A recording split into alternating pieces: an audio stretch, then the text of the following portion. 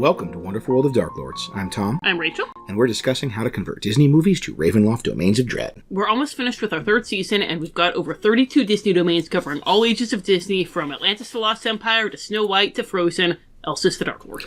So this is an unusual episode for us for a couple of reasons. First off, it's sort of an unusual format. Second off, it's unusual in terms of it's not technically a new episode. Mm-hmm. And third off, it's an unusual date. So normally we always do the 13th of every month. But last year, Kraken Week came along right as we were planning to do for summer our Pirates of the Caribbean episode. Yeah. So it was a perfect fit. It's like our Pirates of the Caribbean episode was going to drop July 13th, and we'd already planned that months ago. Yes. And then Kraken Week was like the first week of July. So yes. We're like, oh man, wow. So we had this perfect ability to take the work we've been doing on doing Davy Jones as a Darklord, get that ready a little early, and make that our Kraken Week video. Mm-hmm. And then we talk about the Darklord and the domain and everything, and we could just take the Darklord part and make that our Kraken Week video. It was kind of a sneak preview for the full episode that was still coming out on the 13th. We do not have such perfect synergy of timing and material pre-planned for this. Our April 13th episode was Labyrinth. Which is great, but not a dragon. We also had our traditional April 1st, April Fool's joke episode, and that was Phineas and Ferb, which I believe has had dragons at least once, but I think so, yeah. That wouldn't be exactly the right fit for Dragon Week. By the way, before you add us, yes, we know that Labyrinth isn't a Disney movie. We always do a non-Disney movie for April in the spirit of April Fools. So. Mm-hmm. Last year was Princess Mononoke. Yeah. However, lucky for us, in episode 4, way back, we're about to finish our third season, this is way back, a couple episodes in season 1, we have already covered the ultimate Disney dragon villain. Mm-hmm. Because episode 4, September 2022, was our Sleeping Beauty episode, which of course gave us our Darklord, Maleficent. And all the powers of hell. So, for Dragon Week, we do have something in our back catalog that we think would be a great fit for that, because, I mean, is there anything more dragony than Maleficent, I ask you? So we are going to kind of do what we did with Pirates of the Caribbean. We are going to give an excerpt from the full episode, which is our backstory for Maleficent and our discussion of Maleficent as a Darklord, because that's our dragon focus for Dragon Week. And lucky for us, unlike the Davy Jones Pirates of the Caribbean, we don't have to say, in a week, the full episode will be available. We can say, no, it's available right now. We'll put the link in the show notes. If you want to hear us talk about the thorn-covered Sleeping Kingdom as a domain setting, and what kind of adventures you could have there, on top of the discussion of Maleficent as a Ravenloft Darklord, you can just follow that link and listen to the full episode as soon as you finish this video. Yes, indeed. And then, if you're one of our longtime fans and you've heard this episode before, that we didn't want to, have it be a thing where everybody else gets candy and you get a rock. Yes. So, this was September 2022. We've had thoughts on Maleficent since we did this. And, we've done a lot more domains and everything. And this, it's kind of fun to come back and revisit her. Yes, it is. Honestly, I wish there were an excuse to do this with all, the episodes. Yeah, seriously. To go back and be like, all right, it's been 2 years plus. What new thoughts do we have? What do we wish we'd mentioned? Mm-hmm. We got a couple of those, by the way. Yeah. Stuff where we finished and got, we should have mentioned this, but we already exported it.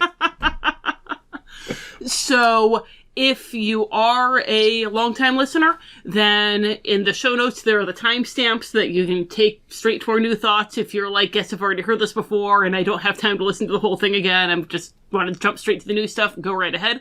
If you want to hang out and listen to the stuff you've already listened to before, or if you're new, then enjoy. And finally, speaking of the show notes, we will also have not only the link to the original episode, we will have the link to the DMs Guild write-up, because we always do a free DMs Guild domain write-up for all of our episodes, and we'll have the one for our Sleeping Kingdom, Sleeping Beauty inspired domain. Yes. Without further ado, here is 2022, Tom and Rachel, to give you our initial thoughts on Maleficent as a Darklord. In a section we like to call The Lord.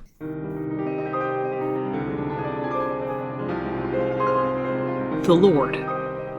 Although the Sleeping Kingdom once had a mortal king and queen, there is no question of who its true monarch is today.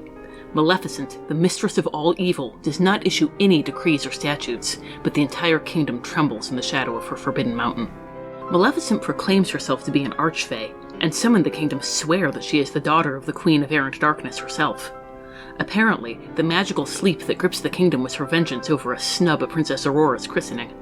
This struck me as extreme even for the Fae, but upon further investigation I learned that the princess had only been conceived with great difficulty.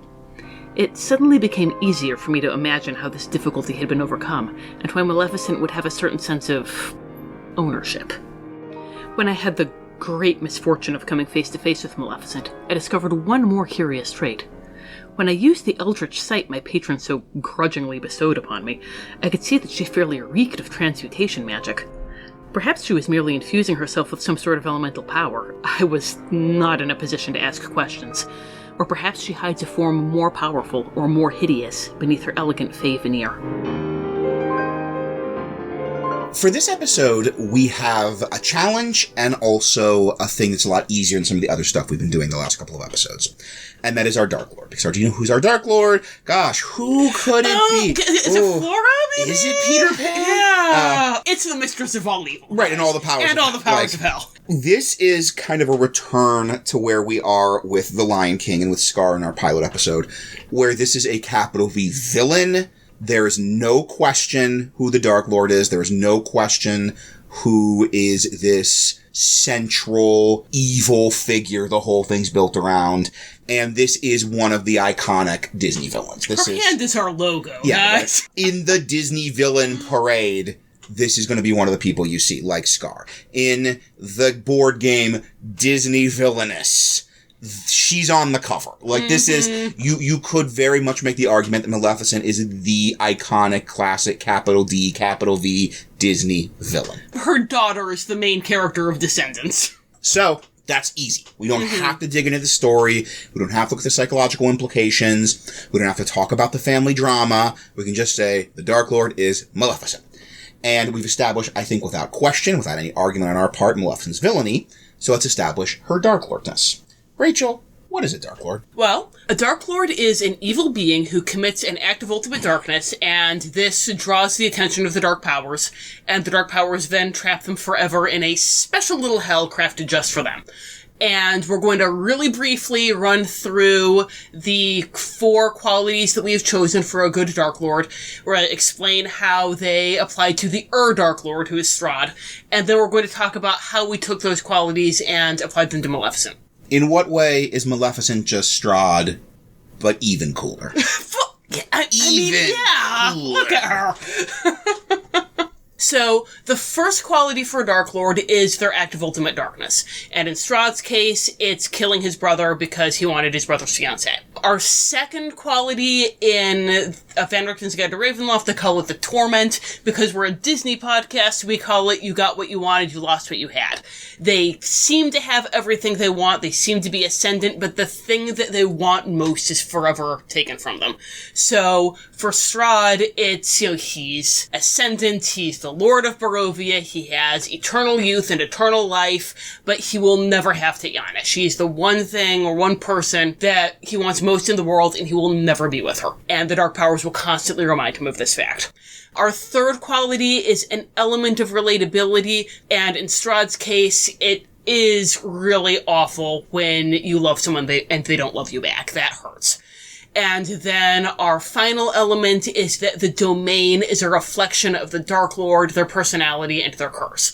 Barovia, it is vampire land, it is dark, it is full of mists and wolves and frightened peasants to prey on, but at the same time, Strahd, he's not with Tatiana, his curse is that loneliness. And he continues to have that loneliness in Barovia because it's frightened peasant land. There's no one there who's his equal, and he's just stuck there forever, being bored and lonely. So, my premise at the start of this section was that Maleficent is Strahd, but cooler. So let's see if I can make the case for that. So, starting with the act of ultimate darkness. And this is one of those reasons we said in the pilot and in other episodes, nobody quite fits as well as Scar. That's Strahd with a mane. But Maleficent's very close. Once again, it's being a classic Disney villain, and as we've argued, the classic Disney villain, the classic Darklord have a lot in common. Maleficent's very close to hitting these almost as well as Scar does. So the act of ultimate darkness, there's definitely lots of active darkness, but there's this very cool, inciting incident of she takes out a hit on a baby. Because she got a social snub. Right? Like, she doesn't actually execute yet, but that counts as an act of ultimate darkness. Yeah. that she curses a baby to die out of a sense of wounded pride, out of a sense of offended dignity. So, in terms of the torment, they got what they wanted, lost what they had, we have a hint of this. And once again, this is where the movie's very helpful for us as the podcasters, that she is sending her troops to scour the kingdom, to look for the baby, to look for the princess, to execute her revenge. And she has this line, she thinks it's happened, she thinks Aurora's dead, and she has this line where she says something like, "For the first time in 16 years, I shall sleep well." This idea that she was embarrassed, she did this dramatic face-saving gesture, and it hasn't happened yet. Like, the hammer's still cocked on the gun, and that means she literally cannot sleep. Like, her wounded pride causes her to toss and turn every night for 16 years until she actually has her revenge and kills Aurora. We're going to expand on this a little bit, why she curses the baby, her relationship to Aurora, why it matters to her when we go into our version of Maleficent's backstory. Because the one problem with Maleficent, and the one reason that she doesn't work quite as well as Scar, is this is so disproportionate. This is downright unhinged. And so we needed to kind of get into why was this social snub and this, losing face of not being able to actually kill this baby such a big deal that she's been losing sleep for 16 years. And as far as we can tell, she has had nothing on her agenda except hunting for Aurora for those 16 years. Right. There's a line about how the people in the kingdom rejoice because they can, see her raging on the Forbidden Mountain. And which means her vengeance is unresolved. Yeah. And that's a heck of a thing. That's a heck of a thing. Scar, hopefully none of us who are jealous of someone are going to kill them, but we understand the impulse. It's hard to even, understand the impulse of wanting to murder a baby because her parents slighted you. So that's the main thing we're going to be expanding on here. We are going to be going into some of Maleficent's backstory. That's where we're adding the new material. That's why you're listening to this podcast, not just watching Sleeping Beauty and, Googling 5e Maleficent stats. A lot of what we're doing is very on book, on canon. We're adding backstory to fill in what is not there in the movie, and then we're changing the ending because most of the movie takes place over the course of 24 hours. Also, at the end of the movie, Maleficent's dead, so, can't really be Darklording. And then we have the element of tragedy relatability. We're not gonna, as Rachel said, hopefully, dear listener, you're not gonna take baby revenge on any babies. But all of us understand that burning, miserable humiliation of a social snub, of not being invited to a party you deserve to be invited to, of the idea of people laughing at you behind their back, people looking down on you, people talking about you behind your back, the just rage that induces, and the desire to do something huge and dramatic and poorly thought out to avenge that wounded pride. I feel confident that every person listening to this has at some point felt humiliated, felt rejected, and had a terrible idea come into their head. You're listening to a Dungeons & Dragons podcast. You're a nerd. Yeah, it's right. Cool. And there's the moment where, she comes and she mentions that she didn't get an invitation, and Merryweather says you weren't wanted, and Maleficent just is shocked and kind of recoils and starts, not wanted, and you can see that hurt. She kind of breaks the pattern. Yeah. For the facade, the cool Mistress of All Evil facade, that cracks that a little bit. Yeah. The rest of the scene, she's in total control of her emotions, even when she's cursing Aurora. But that moment... And we will be building on that, as mentioned, in our discussion of why, in our version of Maleficent, in our version of this kingdom, why did that hurt her so much? Why did that shock her so much? And then finally, we have that classic Gothic... The domain reflects the personality, and the domain reflects the curse. And we have that here. Obviously, you have things like the thorns growing up. You have Maleficent sort of raging, and the rage shattering in the ending when Philip's escaping, that her rage is shattering the landscape. And as mentioned, this is where the ending comes in. Our different version of the ending. And in our version of this story, that Maleficent successfully cursed the princess, Aurora is asleep, everyone in the castle is asleep. But the big difference we're doing here are sort of Back to the Future sports guide, fell in the old Biff, give it to young Biff, is Flora, Fauna, and Merryweather did not find out that Prince Philip was the guy Aurora met. Because if you haven't seen the movie in a while, what happened was Aurora, she met Philip, but they didn't know each other's names. They ran into each other in the forest. They danced with you once upon a dream. They professed their undying love, but they didn't know each other's names. And she had just told Flora, Fauna, and Merryweather that she was in love with some guy, and that she had met him once upon a dream. And then Philip has come to his father, and he's told him that he wants to marry this peasant girl that he met, and that he danced with her once upon a dream. And as Philip's father is falling asleep, he mumbles something about this in his sleep. And Flora realizes that Philip is her true love, and that if they can go and rescue Philip, he can wake her with true love's kiss. So that's the whole reason that they know that rescuing Philip is going to save the day, because they don't know that he's the other PC in this story. So that's our butterfly flapping its wings in Borneo for our ending. That they did not hear King Hubert say that line about Once Upon a Dream. They do not know that Prince Philip is Aurora's true love. So Maleficent has captured Prince Philip. Because she knows. Yeah. In her dungeon, never rescued by Flora, Fauna, and Merryweather, and some amount of time has gone by. Maybe months, maybe years, maybe centuries have gone by. And we're doing a thing where, as part of the curse, as part of Maleficent's curse, her torment, Philip is an agent.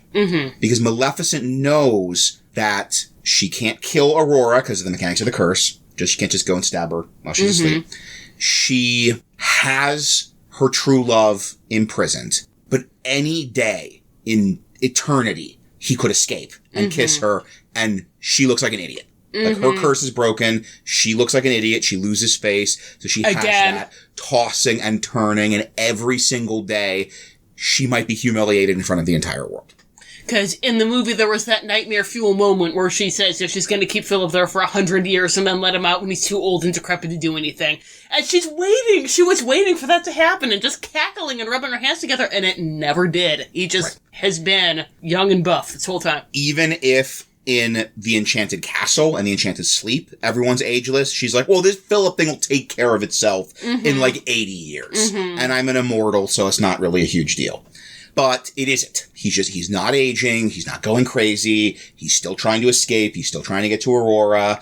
And so she has this sword of Damocles of humiliation hanging over her head. And so how this relates to what I'm talking about, the domain reflecting the personality, this sense of everything's unresolved. Everything's in stasis. The people are all asleep. The castle is frozen. Philip is frozen in time. Her vengeance is that, I'm holding my fingers very close together, that close to being complete. Her humiliation at the christening party is that close to being avenged, but it never does.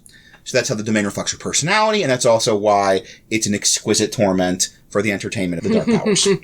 You might even want to do something where, Philip, well, every now and then he'll escape, and you'll have to catch him just to mess with her. Right, and like the Dark Powers will facilitate it, because it's funnier that way. It is funnier that way. And then she has just a couple of months after that where she is utterly tearing her hair out, miserable at the fact that she will never be able to complete this revenge.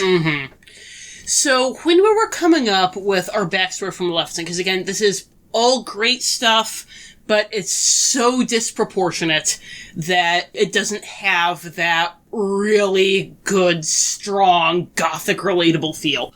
So we wanted to add a little bit more relatability to Maleficent, and I know that that does take away from her mystique. That part of what makes her so great is that she's just this figure of evil for the sake of evil. The literal devil. Yeah. So if you want to just leave all this behind and kind of take her ideas for the domain, but have the Darklord just be she's Maleficent and Fae are weird about hospitality and, deals and everything, and so that's why it was so offensive to her. Your table, God bless. This is our version. This is what I'm writing up in the write-up. This is our story to explain how we get to that moment at the christening. Yeah. So we had two major breakthroughs that really made this alternate version of Maleficent crystallize in our heads. And one of them came when we got to the ending, and there was the part where she turns into a sassafras dragon. And Tom turned to me and said, what if she's not an archfey? What if she's a dragon? It fits, right? It just feels right. The horns, the fire imagery, the disappearing in the cloud of flame, she's the flowing green. robes. She's got the kind of yellow reptilian eyes. She's very different from the three fairies we see. Just the force of personality. It felt right. This is her true self we are seeing when she turns into a dragon. Yeah.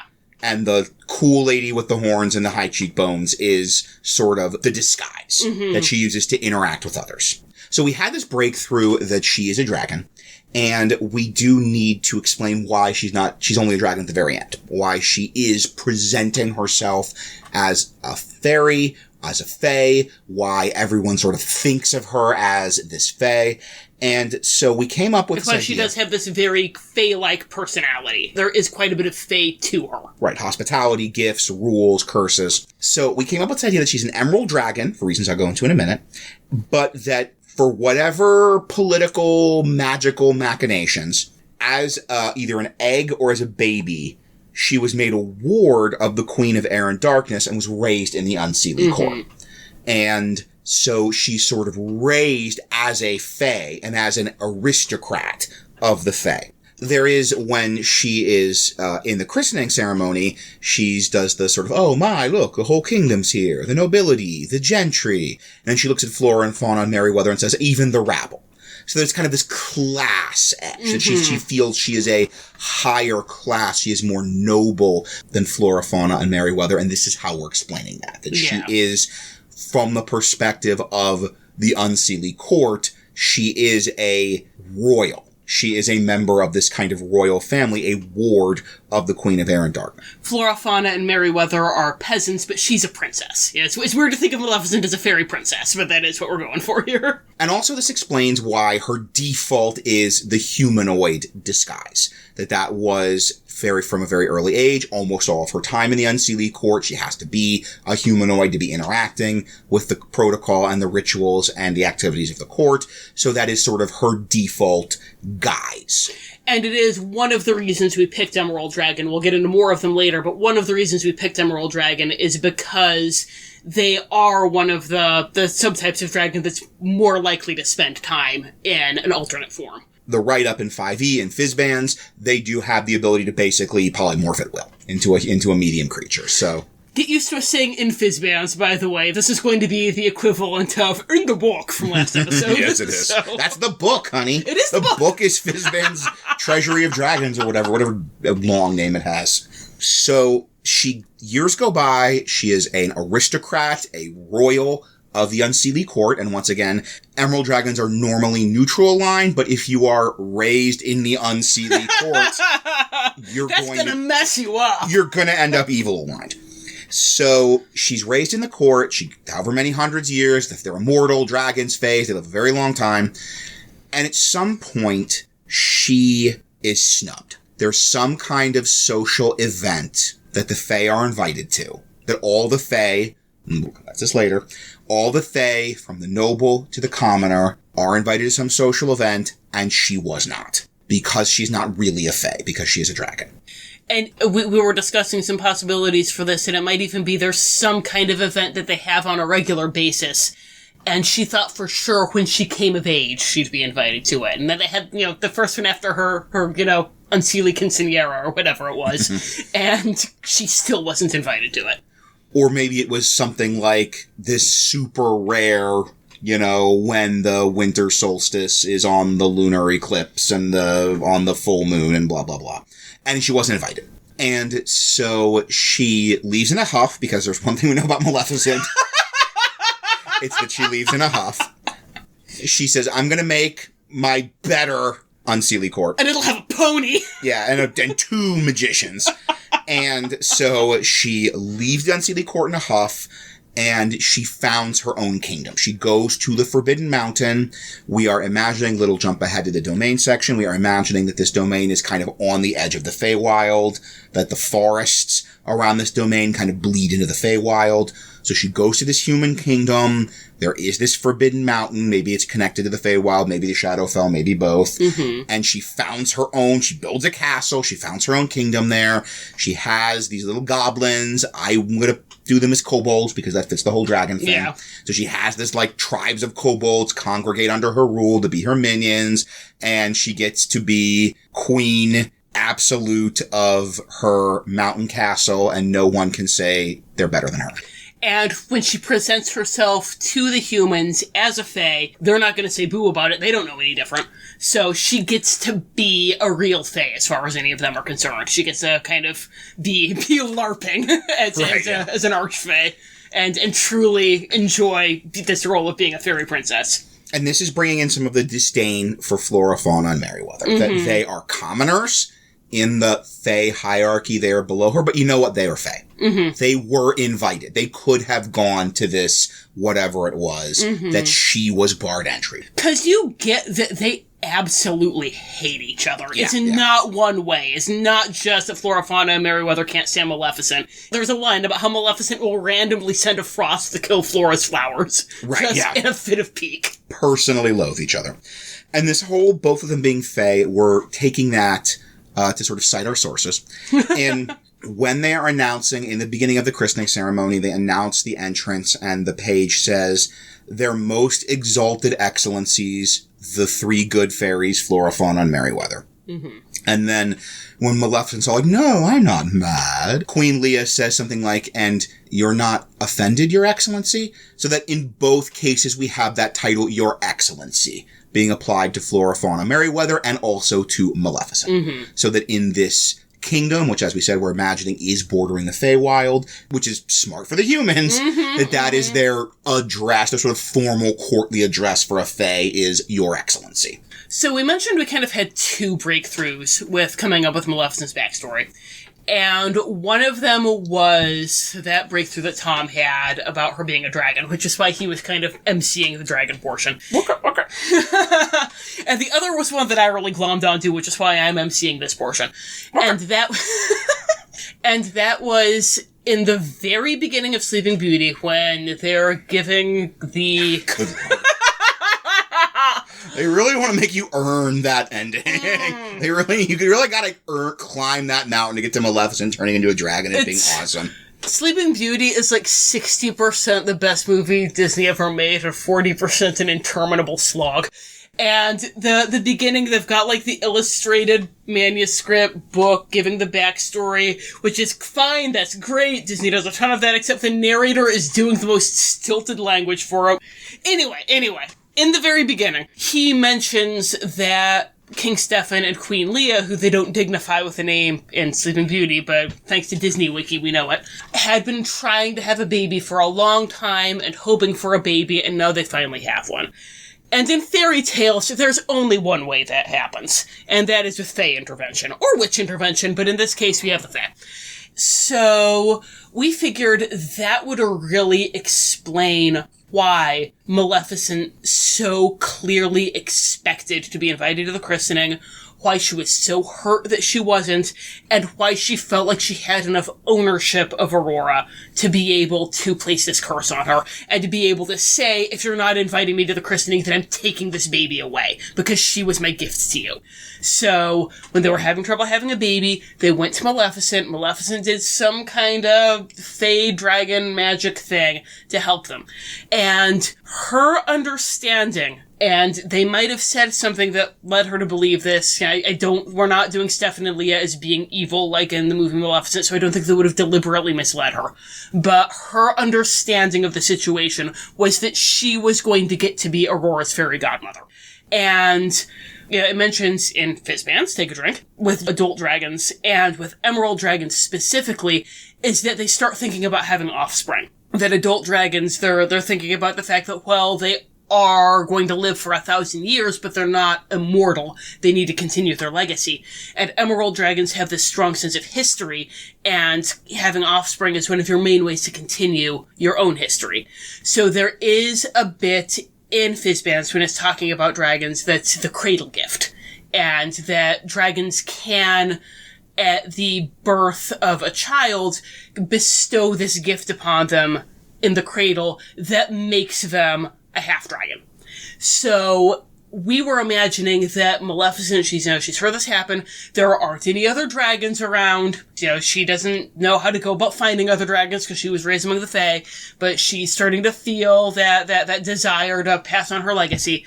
And so when Stefan and Leah came to her, she said, okay, great. Aurora's going to be my heir. This is what's going to happen. They think she's their baby, but she's really mine. And so she goes through this whole mystical rite. She names Aurora mystically as her heir, and she's planning at the christening to do this big presentation. They declare her Aurora's godmother. She, announces to the public that Aurora is her heir, and she bestows this cradle gift on her and makes her a half-dragon. But then she didn't get invited to the christening. So suddenly, it's not just a social snub. They have cut off Maleficent's legacy. They have snipped her family tree down to the stump, and she's stuck. And if you want to have a specifically practical reason she would be so invested in Aurora being her heir, we even have at the beginning, in the interminable non-Maleficent beginning, where they mention that they have this betrothal already planned. They've had a daughter, and once again, the fact that Hubert has a son, coincidentally got exactly the right gender baby they want to make a dynastic marriage. They want to unite their kingdom with Hubert's. The baby is maybe a couple months old, and they've already betrothed the baby because this is a very accurate medieval fairy tale. And if Maleficent is the godmother of that baby, and this baby is going to be the queen of this united kingdom, then that gives her a kind of dominion over that united kingdom. Yeah. So that she would have, by being Aurora's godmother, and then Aurora marries Philip and joins the kingdoms together, that gives her a kind of supernatural, mystical, Fey contract style claim over that entire United Kingdom. So one of the great things about this is that you really have a strong sliding scale for Maleficent's motivation here and what you want it to be. Because, again, we mentioned one of the great things about Maleficent is that she's such a vague force of evil. And this lets you have a whole bunch of different options for what exactly is the root of her rage here. Is it mostly that she has this possessive feeling toward Aurora, and Aurora is hers, dagnabbit, she is part of Maleficent's dragon horde, and Stefan and Leah took her away. Okay, great, that works. Do you want to do something a little bit more human and relatable, and like the Angelina Jolie movie, where she was starting to feel these maternal feelings toward Aurora, and she really was kind of falling in love with the idea of having a daughter, and now that's been taken away from her? Great, you can do that. Do you want it to be that she's this kind of Bene Gesserit style schemer setting up these dynasties and manipulating them, and it was all about owning this United Kingdom?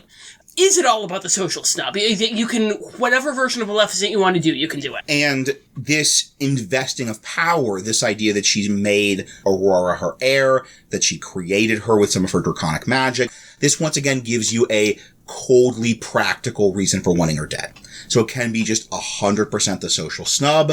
Her revenge is not complete yet, and that means in her mind, the whole world is laughing at her. Or it can be this very practical, she has invested power in Aurora and she has mystically made Aurora her heir. And until Aurora is dead, A, she doesn't have her full power, and B, she can't have a different heir. Like, she sort of mystically adopted Aurora, and if she were to die, Aurora would be the sort of supernatural ruler of her kingdom. Aurora! The mistress of all evil. Right. That little milquetoast. Can you even imagine the laugh that Florafana and Merryweather would have? Oh, all the powers of hell, no. So, once again, however you want Maleficent to be, however emotional you want her to be, however cold, power-hungry, brutally practical you want her to be, this scenario can slot into any of those iterations of Maleficent. Like, the actions and the goals are going to be the same, whatever the predominant motivation behind them. So that is our imagining of Maleficent. That's our imagining of Maleficent's motivation. So that was past 2022, Tom and Rachel with their initial thoughts on Maleficent as a Darklord. And now here we are, 2025, Dragon Week, Tom and Rachel. And we have that wonderful opportunity to revisit and say, what are some things we wish we'd thought of? What are some things we wish we'd thought to say in that initial 2+-year-old episode? And there was one really big one, and this is a dilemma we both kind of, I guess, hoped would resolve itself. But you managed to crack. Yes, and that was we had to be well, no, Prince Philip is still alive in her dungeon, and she hasn't killed him for a reason. Right. Something is part of her curse. She can't kill him, but, like, that there needs to be a stronger reason than that, because the dark powers say so. So, the key here is actually that thing that we chose for her trait, which was when she called Philip our royal guest. Ding, ding, ding. And in so doing, she declared that he was her guest, and he's now protected under the rules of Fey hospitality. Yes! So she can't kill him, and if she does, then she's saying that she's not actually a Fey, and the Unseelie Court was right to not throw her an Unseelie quinceanera. It's so perfect. It's so perfect. Even is that perfect? No, she is hoisted by her own petard. The petard in this case being that, like, that courtly Fey obsession with promises, with words, with rules, with courtliness, things like that. No, she was just trying to be snarky and call him our royal guest. But congratulations, you played yourself. Yes. And then the other thing, we didn't get to this part in the lore section that you heard. This is when we were talking about genres of horror. And we were talking about how there's something there for gothic horror and we just couldn't quite make it work. You've got, the crumbling castle and the decay and the past reaching into the present. It's got a lot of those signifiers, but that one of the big touchstones for the gothic villain is that they're a corruptor. And that with Maleficent, as we see her in the movie, there's not a whole lot of that. But with our version of Maleficent, we can really make it work, especially if you set it before or after the movie when Aurora is awake. Because then you've got the idea of, well, what if Maleficent has decided, she has already declared Aurora her heir? What if she's going to try to seduce and beguile and corrupt Aurora into being someone who's worthy of being her heir? Yeah. So there could be something really interesting there with Maleficent as the corruptor figure. And then going into the whole, why is she so fixated on Aurora? And you go and uncover the dark sins of her parents and the terrible bargains they made. And that is just gothic candy. And this would also be if you or somebody at your table is a huge Angelina Jolie's Maleficent fan. This is kind of a neat riff on that. Yeah. If you built in a sort of like, she's watching Aurora grow up and interacting with her and building this relationship, but it's to make her like the mistress of all evil. Yeah. Because she wants her to be a worthy heir to all the powers of hell. Yeah. And even if you wanted to have it be that, yes, absolutely, she does love Aurora in her way. But, she is still 100% a villain. So she wants to make Aurora a proper evil heir. Aslan's like, sister, yes. I had to execute my son because he wasn't a proper evil heir. Here's my phone number. She really is the perfect woman.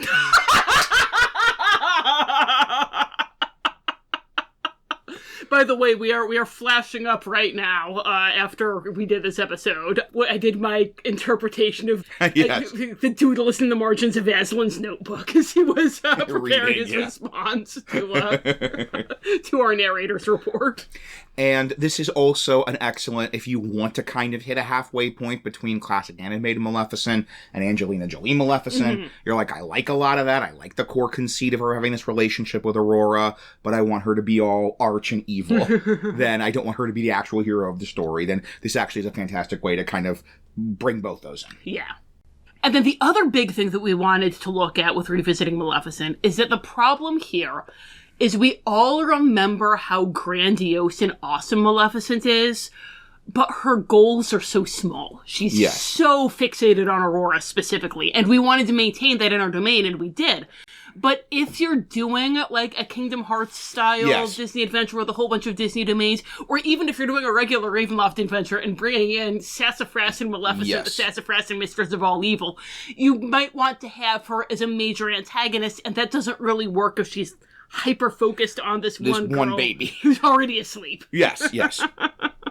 I'm a very, very, very casual, aware of Kingdom Hearts, but I know that, that whole, Maleficent sort of the Disney villain that is an ongoing villain. Mm-hmm. The sort of like there's like the main, Kingdom Hearts villains, but then Maleficent has like her evil plans and her evil schemes and her manipulation, and she's been like multiple games. Yeah. Because she's so big and so grandiose. It feels right that she should be like the villain. I know from reading the Kingdom Hearts wiki that in one of the games she destroyed the Sleeping Beauty realm, and I'm assuming that this is so that now there is no one alive who remembers that she wasn't invited to the party. That fits, and now she can go and do other things. She doesn't have to think about it anymore. Mm-hmm. So if you wanted to have a not focused on this domain, or a wider Ravenloft game, but you still want kind of Maleficent to be like not a one-shot villain. If you want her to be your big bad or even just a major recurring antagonist, yes, then she's fixated on Aurora won't work. But here are some things that can. Right. So one thing is, and this is going to be especially good if you are doing other stuff with the Feywild, that it's very easy to have her as a Feywild antagonist, to have it be less specifically about Aurora and more about like, Aurora is this one move in the chess game against Flora, Fauna, Merryweather. And we did have that. We mentioned this in the past Tom and Rachel bit, that we have the line about how they're going to turn Aurora into a flower, which I love is like, it's daffy, but it is a wonderfully like alien fae thinking. So they're going to turn her into a flower, but like, oh, but Maleficent will send a frost. And then when I was like, yeah, she always kills your best flowers. And she's just like manipulating the weather to mess with this lady's garden. Yes. So if you wanted to have a Feywild Fey court thing, there's the sort of canonical, like Titania and the Queen of Air and Darkness and that stuff. You could easily have it be Flora, Fauna, Merryweather is sort of your Seelie court. And then Maleficent's your Unseelie court. Yeah. So whatever kind of a story you might run with those two courts in opposition and your PCs getting pulled into that opposition, your PCs being pawns on that chessboard, then that can be, Maleficent can be the big antagonist, the big other player on the chessboard. And a fun thing that you might be able to do, too, is if she's kind of like your representative of the Unseelie court, in the backstory that we have for her, she possibly hates the Unseelie court even more than she hates the Seelie court, because they're the ones who, at the end of the day, said, no, you're a dragon. And so you could have a thing where you and the Unseelie court all think the Maleficent is on their side, but then kind of your big third act twist of your campaign is Maleficent says, bugger all y'all. That's a very Maleficent-ish line. That's exactly. So I can hear Eleanor, oh geez. Bugger all y'all. Screw you guys. And then suddenly you're having to team up with both courts against Maleficent. Yes. Who has, in this time, stolen massive amounts of their power and is now unstoppable. I can see the whole thing unfolding in my mind. And that could even be a nice, like, this could be a twist reveal of, like, okay, why didn't Maleficent turn into a dragon and stomp on us? Yeah. It's like, oh no, because you were secretly serving, you were undermining the Unseelie court, and the PCs were sort of secretly helping her advance this plan. Your classic kind of villain. Oh, yeah. Classic supervillain move. You were secretly serving my plan the entire time.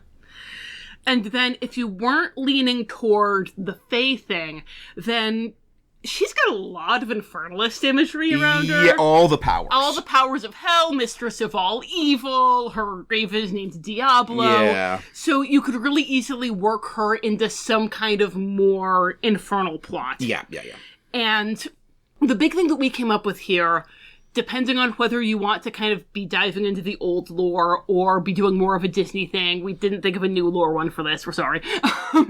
Something with the Amber Temple. Yeah. But she's trying to free this monstrous infernal thing, and she claims that it's because if she breaks them out, she's going to be able to escape Ravenloft, but it's really to mess with the Fae. Yeah. So it could be, if you're doing the 5e stuff, something with shattering the Amber Temple, and this will shatter Ravenloft, and also possibly kill all the Fae in Ravenloft. Yes. Woo! If you're a longtime listener and you're using some of this Disney stuff, then we had our Bald Mountain episode where we talked about Chernabog and how Chernabog is trapped in this mountain, and it could be that she's trying to free Chernabog, and that would be this massive rupture across all of Ravenloft, and again, she might be able to just kind of like ride that wave of power out. And And also, while he was at it, there are a lot of unseelie fae who come to his annual Bald Mountain Bacchanal, and he would probably really mess them up. Aslan sits up, starts breathing. She's the perfect woman. Yes. Grandiose, destructive plan to escape Ravenloft. Which, actually, this is a great thing if you're having her do a grandiose, destructive plan to escape Ravenloft. She and Aslan can team up, and we all want that, especially Aslan. Especially Aslan. And then, if you're more into the older lore, then there's a perfect thing for this in the 2E, 3E material, which was the creator of the Shadow Fae, Gwydion.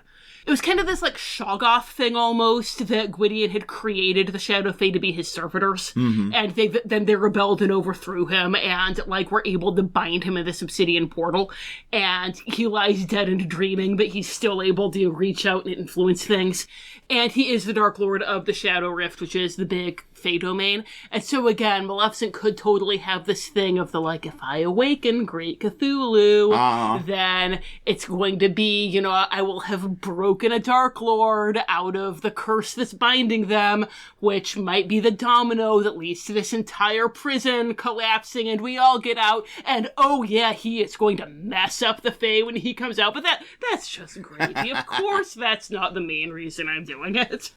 One of the things that makes Maleficent such a good potential Ravenloft or D&D boss villain is not just she's awesome, she's amazing. She carries franchises on her back. But in Dungeons and Dragons, you have these very specific, discrete spheres of the Fae, Infernalism, dragons. And those are all separate potential evil things. And Maleficent is drawing much more fairy tale, so it's all just sort of mushed together. It's she's the bad fairy, but also sort of the devil, but also a dragon who is a devil. So it means that Maleficent really organically can be an intersection of any of those spheres. She can be a dragon who is involved in all this unseelie politics and sort of taking power in the unseelie court. She could be a really powerful unseelie fae, like unseelie queen, who's getting involved in all this infernalism. She could be a dragon who's getting involved with infernalism. Yeah. And all of those are separate things, and they all make really cool, narratively, dramatically interesting, and unique D&D stories if you can find an overlap of those things, right? I mean, isn't that awesome? An evil dragon who starts getting into a bunch of infernalism stuff. That's a campaign right there. Yeah. Or a unseelie fae who is also a dragon. Yeah. Is just a fantastic campaign framework right there. And speaking of dragons in the discrete sphere of Dungeons and Dragons. So, speaking of dragons, one of the big dragon things we had from Maleficent was the idea of that cradle gift for Aurora. And we had that she gave Aurora the cradle gift. Aurora, mystically, she's stuck with her as her heir. She's done this thing to mystically declare that Aurora's her heir. She can't get that cradle gift back as long as Aurora's alive, so her legacy is in danger, so that means she's seeking immortality. So you could be doing something with Maleficent looking for, magical means of immortality. You could be doing something with Draco Lich Maleficent, which is awesome! That's metal as heck. Draco Lich Maleficent.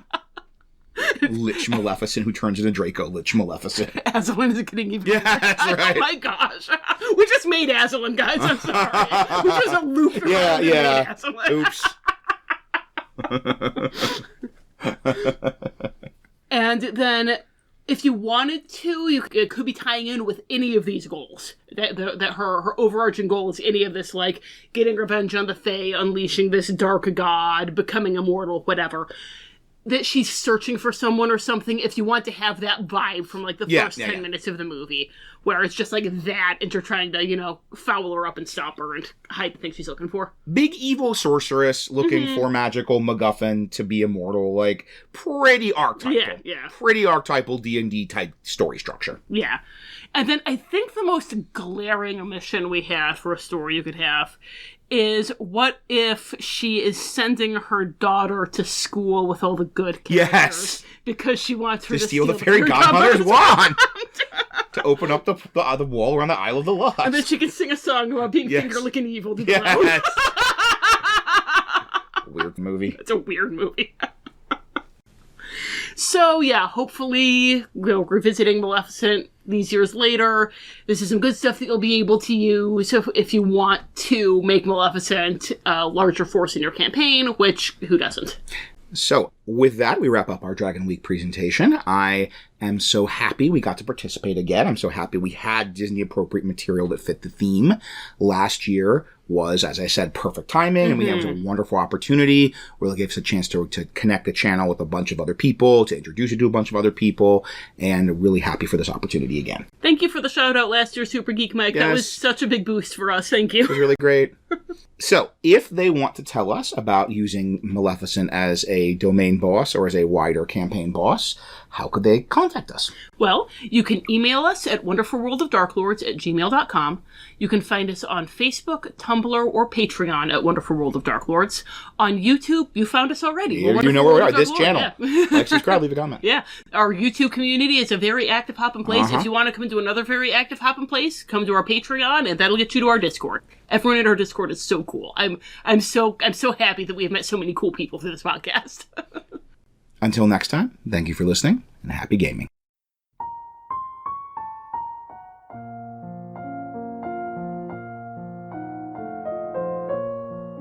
This has been The Wonderful World of Darklords. We have no affiliation with Disney or Wizards of the Coast. All music recordings used in this episode are in the public domain and were obtained through museopen.org. Titles and links are in the show notes. The Wonderful World of Darklords logo was designed by Haylight Jones. You can find links to their work in the show notes. If you'd like to support the show, look for us on patreon.com or find our tip jar on Red Circle. Thanks for listening.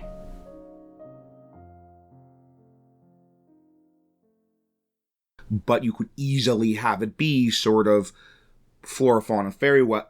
Flora, fauna, and fairy weather. Fairy weather.